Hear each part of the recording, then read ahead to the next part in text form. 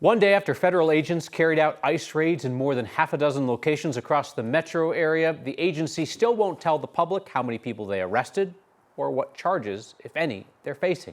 An embedded Fox News crew reports about 30 arrests were made, and that's in line with what our teams observed on the ground. And while ICE initially said that at least 100 members of the Venezuelan gang Tren de Aragua were targeted, Fox News is reporting ICE got just one TDA member in Colorado yesterday. Thanks for joining us tonight. I'm Kyle Clark. And I'm Kim Christensen. In the wake of the raids, fear is keeping some workers home. 9 News reporter Ria Jha is live in Denver after speaking with a business owner who has seen the impacts firsthand. Ria. Yeah, we're hearing from a lot of people about this, about migrants who, regardless of their status, are afraid to leave their homes because of the ice raids. The tough part for us has been finding someone who isn't afraid to speak about it with us. So the bakery is called Reunion Bread. An American dream. And is owned by myself. One that Ishmael D'Souza, I am born and raised Venezuelan, is living out. The bakery has been open for 7 years. He knows he shares that same dream with some of his employees, but for them, it feels more fragile now than ever. I never imagined this was gonna be happening. Ice raids across Denver. For real. Where federal agents went door to door at homes, detaining people in the country without proper documentation. I think the consensus with all of them is that they are extremely nervous to come in, to even go out in the street, and just lately to even just exist. His employees aren't the only ones afraid to work. It's gonna be a few minutes. D'Souza says that fear stopped a delivery to one of his regulars, a nearby Mexican restaurant. And I called the owner. I just hear back from him saying, we have to close. Everyone was afraid of coming today for work. We reached out to several business owners who said the same, but didn't want to speak with us, fearing for the safety of their employees. I had this conversation with him when this whole thing started. Like, if this ever happens, some guys dressed in and with a little thing that says ICE, I'll handle it. So don't worry about it. D'Souza is scared too, but feels a responsibility to speak for those who can't. You know, this is guys that, speak the way I speak, look the way I look. Because he knows firsthand, it's more than just their dreams at stake. It feels as personal as it can get.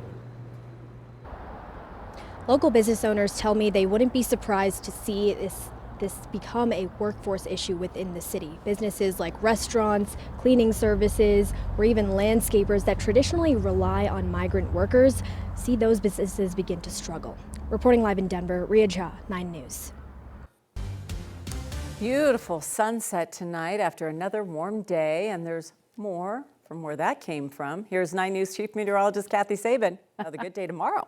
Yeah, one more day, right, before cold weather and snow settle in for the weekend. And then this weather trend, the colder, snowy trend, is going to last for much of the week next week. But the sunrise, the sunset today, so glorious with the high and mid-level clouds streaming in. These clouds coming in ahead of a storm that'll bring a wave of mountain snow starting tomorrow.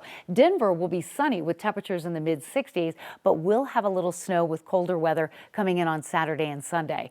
A high today, 49 officially at DIA, but 52 downtown. Temperatures in the 60s to the south, and still right about the freezing mark in Denver, so not overly cold, but the wind starting to pick back up over some of the higher passes. This will be a trend heading into your Friday. We're seeing just the leading edge of the next system coming in. Not a lot on radar yet, but that will be changing tomorrow as we go under a winter weather advisory from Rabbit Ears past Steamboat Springs down to Jackson County and Grand County. By Saturday afternoon, 6 to 12 inches of snow. So certainly this area will be impacted by wind and snow for those driving up to go skiing late tomorrow night. And Denver could be looking at light accumulating snow Saturday and possibly Sunday. So we'll enjoy kind of a comfortable overnight temperature trend because things will certainly be changing in a big hurry. Details on the weekend forecast just ahead.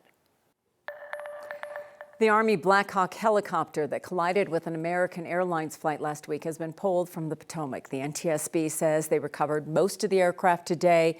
They're still missing the right engine and tail rotor. The agency now says they believe the pilots were using night vision goggles at the time of the collision at Reagan National. That may have impacted their ability to see the plane.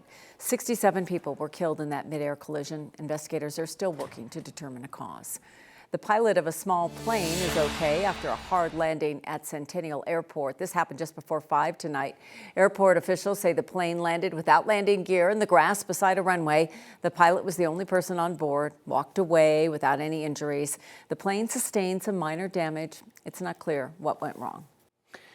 A man has been convicted in the shooting death of Ma Kang, a prominent leader in the refugee and immigrant community. Today, a jury found 23-year-old Lou Ray guilty of murder and other charges for that shooting in July of 2022.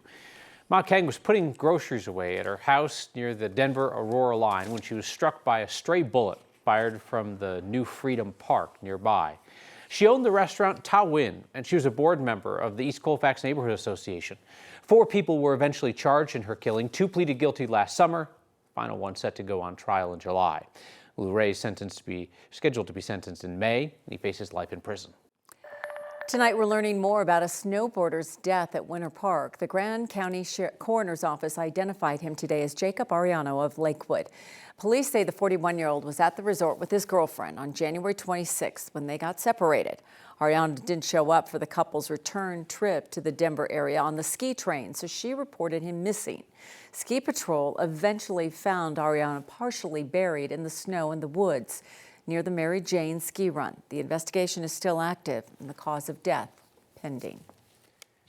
Thousands of grocery workers are out on strike right now across Colorado. King Soopers employees who walked off the job today and joined picket lines. 9 News reporter Colton Chavez joins us from the King Soopers in Glendale. And Colton, they're getting the customers' attention. Kevin, they're absolutely getting the customers' attention. And for those customers that we spoke to here at King Soopers today, it was a little bit of a mixed bag, with a lot of people still trying to decide what side of the picket line they want to stand on. Thank you for shopping at King Soopers. This packed parking lot is where shoppers at King Soopers first see the pack of picketers. Actually heard on y'all's news that they were going to be having this strike and that it was going to start today. And I see how a lot of the King Soopers employees, they still generally enjoy their job, and there's a reason for that. UFCW Local 7 union leaders say the 2-week strike is due to unfair labor practices. Workers told us that the #1 issue in these negotiations is the lack of staff. Workers are being asked to do the jobs of 2, 3, 4 workers. And customers see this with lack of staffing in the form of long lines, empty shelves, shuttered departments like delis or meat counters and bakeries. King Soopers President Joe Kelly says that's not the case. Once again, these unfair labor practices are unfounded, but the National Labor Relations Board, that's why they're there. Local 7 cannot be the judge and the jury. The two sides not seeing eye to eye and not yet meeting at the bargaining table. We actually even tried to call her last night, and she didn't answer the calls. He's very arrogant, and he hasn't reached out, no. In the meantime, customers are forced to choose whether they cross the picket line or go somewhere else. Strike doesn't have any impact at this point. Further down the road, it may, but I don't know until I get more information.